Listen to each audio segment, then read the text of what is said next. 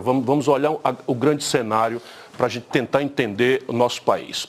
Eu tenho para mim que o êxito civilizatório mundial, pouco importa a variedade institucional, as línguas, os traços culturais, parece que há uma premissa para o êxito civilizatório. Volto a dizer, a institucionalidade não é transplantável nem copiável, mas parece, olhando todas as diferenças, que existe uma premissa civilizatória.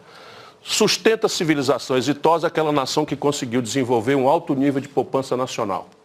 Ou seja, o que financia desenvolvimento é o capital que se constrói ou não se constrói em casa. A única exceção afirma a regra. Os Estados Unidos, que tem um conceito de poupança diferente, que é pintar papel de verde, e esse papel de verde ser aceito como reserva de valor em termos de transmissão de troca intransplantável. Então, volta à regra, não há desenvolvimento sem alto nível de poupança. Vamos logo especializar a questão brasileira. Com pouquíssimos e raríssimos momentos, a tradição brasileira é de um baixíssimo nível de poupança nacional. Nós estamos aí em 15% do PIB de formação bruta de capital, sem 22, 23, 24, esqueçam toda e qualquer perspectiva já, toda e qualquer perspectiva. E eu queria ser telegráfico. Então, construir poupança não é uma obra fatalista do acaso, é consequência de arranjos institucionais que a política danada, satanizada da política faz ou deixa de fazer, faz bem feito ou faz mal feito. Nós estamos fazendo muito mal feito secularmente. Segunda variável, é pacífico na minha cabeça, depois de observar academicamente o assunto, que pouco importa a institucionalidade, cada qual tem a sua peculiaridade, mas parece que só prospera a civilização que conseguiu uma equação pragmática para algumas premissas. Primeiro, Estado forte.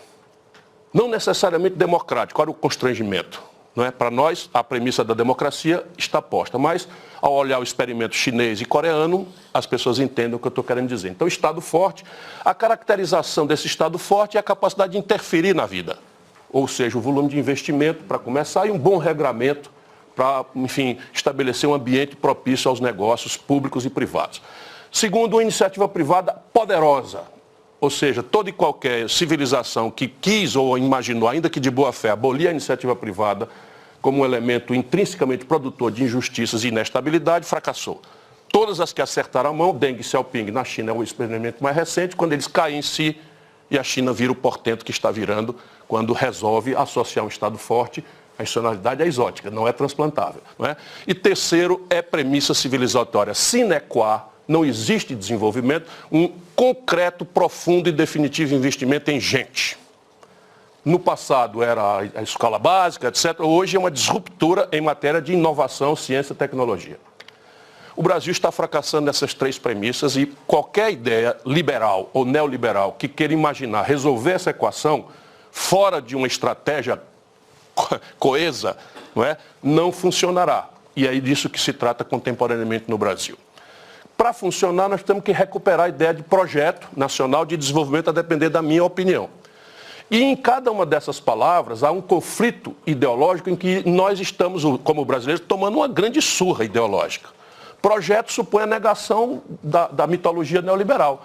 A crença, ainda que de boa fé, não acredito mais, porque depois de 2008, quem acreditar nisso já não é mais uma pessoa que está refletindo sobre a realidade. E ver o Larry Summers falar em nova teoria monetária é a caricatura do que eu estou querendo falar. Basicamente, projeto significa a ideia de plano, de meta, objetivo, orçamentação, supervisão, avaliação, controle, definição do conflito político inerente aos arranjos que nós temos que fazer para achar o dinheiro, para tocar a ideia. O oposto da perversão neoliberal, que imagina que o laissez-faire, o individualismo bem intencionado, vai achar um ponto de equilíbrio. Isso nunca existiu na história da humanidade, nunca existiu na história da humanidade, nem na contemporaneidade do planeta. Segundo, a ideia de nacional.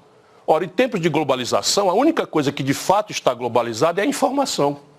As condições de produzir, de empreender, são crescentemente nacionais. A saber, escala. Veja, uma pequena empresa da China é maior do que a maior empresa brasileira.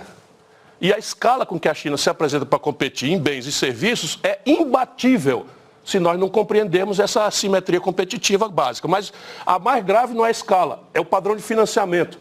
Faz 30 anos que o Brasil impõe aos seus sistemas produtivos a maior taxa de juros do mundo. O constitucional aqui impõe a nós uma percepção que é sofisticada. Nós não podemos imaginar que ser nacional é ser xenófobo, é produzir uma ilha isolada do mundo. As interatividades, especialmente sobre o domínio tecnológico, são absolutamente essenciais.